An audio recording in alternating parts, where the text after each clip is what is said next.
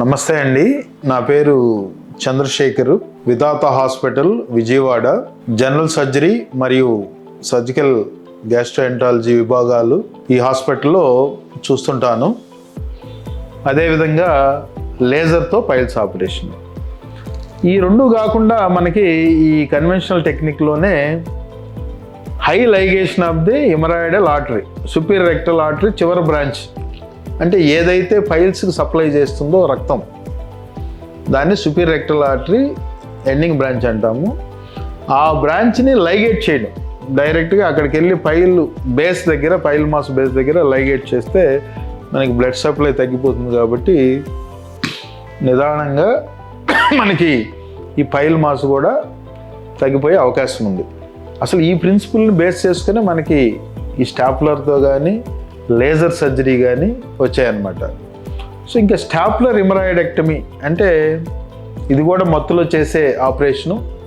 దీనికి ఒక circular stapler అనేది సపరేట్గా తయారు చేయడం అనేది జరుగుతుంది. ఈ సర్క్యులర్ స్టాప్లర్తో దీని మెయిన్ ప్రిన్సిపల్ ఏంటంటే హెమరాయిడెక్టమీలో మనకి యూజువల్గా ఏంటంటే యానల్ కెనాల్ 4 సెంటీమీటర్లు ఉంటుంది, కింద 2 సెంటీమీటర్లు మాత్రమే సెన్సిటివ్, అంటే పెయిన్ సెన్సిటివ్ ఉంటుంది. సో డెంటేట్ లైన్ అంటాము. ఆ డెంటేట్ లైన్ ఉండే కింద భాగం మాత్రమే నొప్పి ఉంటుంది. డెంటేట్ లైన్కి పైన మనం సర్జరీ చేసినప్పుడు పెయిన్ చాలా మినిమల్గా ఉండే అవకాశం ఉంది. సో మనకి యూజువల్గా ఇంటర్నల్ హెమరాయిడ్స్ అనేవి డెంటేట్ లైన్ నుంచి, డెంటేట్ లైన్ అంటే ఒక చిన్న పొరలాగా అనిపిస్తుంది, కింద మనకి యానల్ కెనాల్ సర్కిల్ నుంచి ఒక 2 సెంటీమీటర్ల పై భాగంలో ఉంటుంది. ఆ డెంటేట్ లైన్ నుంచి ఇంకో 2 సెంటీమీటర్ల పై భాగంలో నుంచి మనకి ఇంటర్నల్ హెమరాయిడ్స్ అనేవి కిందకి జారడం జరుగుతుంది. సో అందువల్ల మనకి ఈ స్టాప్లర్ హెమరాయిడెక్టమీ అసలు ఎందుకు వచ్చే ఈ ప్రొసీజర్స్, మనకి మెయిన్ కన్వెన్షనల్ హెమరాయిడెక్టమీ అంటే పాత పద్ధతుల్లో పైల్స్ ఆపరేషన్ వల్ల కాంప్లికేషన్స్, ప్రాబ్లమ్స్ అన్నీ చెప్పుకున్నాం. ఆ ప్రాబ్లమ్స్ లేకుండా ఉండేదానికి వచ్చిన ప్రొసీజర్సే ఈ స్టాప్లర్తో చేసే పైల్స్ ఆపరేషన్ కానీ లేజర్తో చేసే పైల్స్ ఆపరేషన్ కానీ. సో ఇవి కూడా మనకి అనస్థీషియాలోనే చేయాలి.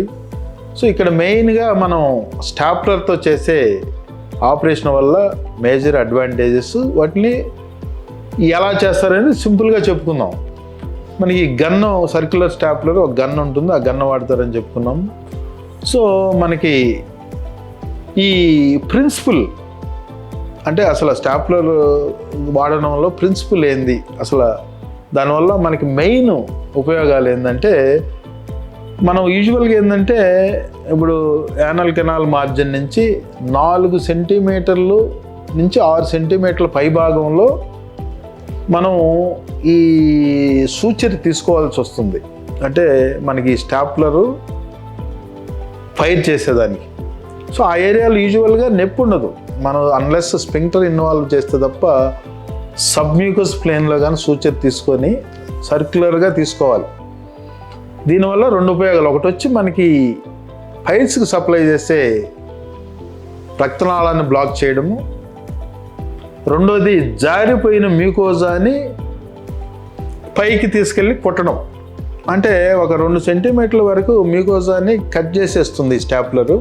అదేవిధంగా ఫీడింగ్ వెజల్ ఏదైతే రక్తనాళం పైల్స్కి సప్లై చేస్తుందో దాన్ని కూడా కట్ చేస్తుంది.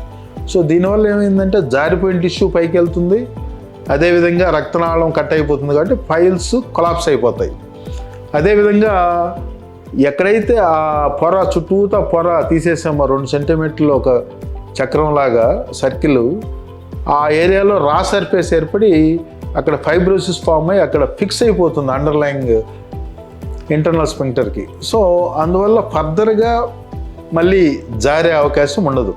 సో ఇది మేజర్ అడ్వాంటేజ్. డెంటేట్ లైన్కి 2 నుంచి 4 సెంటీమీటర్ల పైన మనం ఈ సూచర్ తీసుకొని అక్కడ టిష్యూని కట్ చేస్తున్నాం కాబట్టి మనకి నొప్పి కూడా చాలా మినిమంగా ఉండే అవకాశం ఉంది. అదేవిధంగా మనం యానల్ కుషన్స్ డ్యామేజ్ మామూలుగా ఆపరేషన్లో కన్వెన్షనల్ అంటే పాత పద్ధతిలో ఏంటంటే అవి కత్తిరించి తీసేస్తాం. ఇక్కడ యానల్ కుషన్స్ అనేటివి అలాగే ఉంటాయి. మనకి ఇన్కాంటినెన్స్ ప్రాబ్లమ్స్ కూడా ఉండే అవకాశం యూజువల్గా ఉండదు. సో ఇది one of the best procedure. కాకపోతే ఈ స్టాప్లర్ ఖర్చు అనేది కంపారిటివ్గా కన్వెన్షనల్ ఎంబ్రాయిడెక్టమీ పైల్స్ ఆపరేషన్ కంటే కొంచెం స్టాప్లర్ అనేది డిస్పోజబుల్ స్టాప్లర్ మళ్ళీ పడేయాలి కాబట్టి కొంచెం డెఫినెట్గా ఖర్చు అనేది ఎక్కువ ఉంటుంది, సుఖం అనేది కూడా ఎక్కువ ఉంటుంది. పేషెంట్ సేమ్ డే డిశ్చార్జ్ అయిపోవచ్చు, తెల్లారి నుంచే నార్మల్ వర్క్కి వెళ్ళిపోవచ్చు. మా ప్రాక్టీస్లో 2 to 3% ఆఫ్ ది పేషెంట్స్లో కొంత పెయిన్ అనేది అది మనకి తెలియకుండా ఎప్పుడన్నా ఇంటర్నల్ స్పింక్టర్ ఈ నీడిల్ వెళ్ళినప్పుడు సూచన తీసుకునేటప్పుడు ఆ పెయిన్ కొంత టెనిస్మస్ అంటే కొంచెం ఆ మోషన్ కూర్చున్నప్పుడు వచ్చి రానట్టుగా ఉండడం, కొంచెం వచ్చిన తర్వాత మళ్ళీ వచ్చినట్టుగా ఉండడం, అది టెంపరీగా ఉంటాయి ఇవి. సో అది తప్ప అదర్ పేషెంట్స్లో మనకి చాలా వండర్ఫుల్గా నెక్స్ట్ డేనే డ్యూటీకి వెళ్ళడం అనేది జరిగింది. అదేవిధంగా ఇప్పుడు అడ్వాన్స్డ్ టెక్నిక్స్లో లేజర్ ఆపరేషన్. సో మనకి డయోడ్ లేజర్ అని దానికి సపరేట్ మిషన్ ఉంటుంది. ఆ లేజర్ను వాడి ఈ ట్రీట్మెంట్లో కూడా మెయిన్ టార్గెట్ ఏంటంటే దీంట్లో 3 పద్ధతులు ఉన్నాయి. మనకి లేజర్ హెమరాయిడోపెక్సీ అని, సో లేజర్ హెమరాయిడెక్టమీ అని, అదేవిధంగా హెమరాయిడెక్టమీ ప్లస్ మ్యూకోపెక్సీ. సో ఇట్లా ప్రొసీజర్స్ ఉన్నాయి మనకి.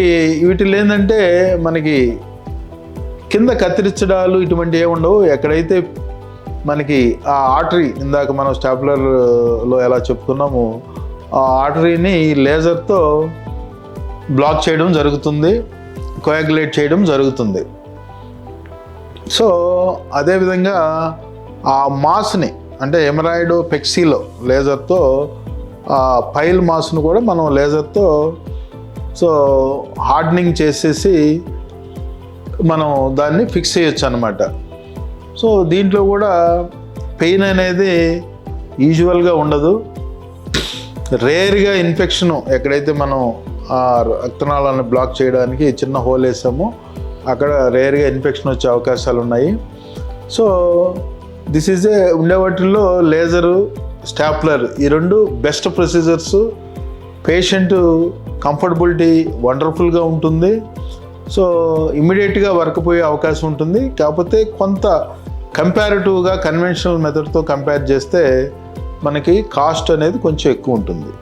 సో ఇది ఇప్పుడుండే వాటిల్లో బెస్ట్ ట్రీట్మెంట్స్. పైల్స్కి అవసరమైన వాళ్ళకి ఆపరేషన్ చేయాలి, పైల్స్ ఉన్న వాళ్ళందరికీ ఆపరేషన్ అవసరం లేదు. ఇనిషియల్గా డెఫినెట్గా కన్జర్వేటివ్గా మెడికల్ ట్రీట్మెంట్ ట్రై చేయాలి.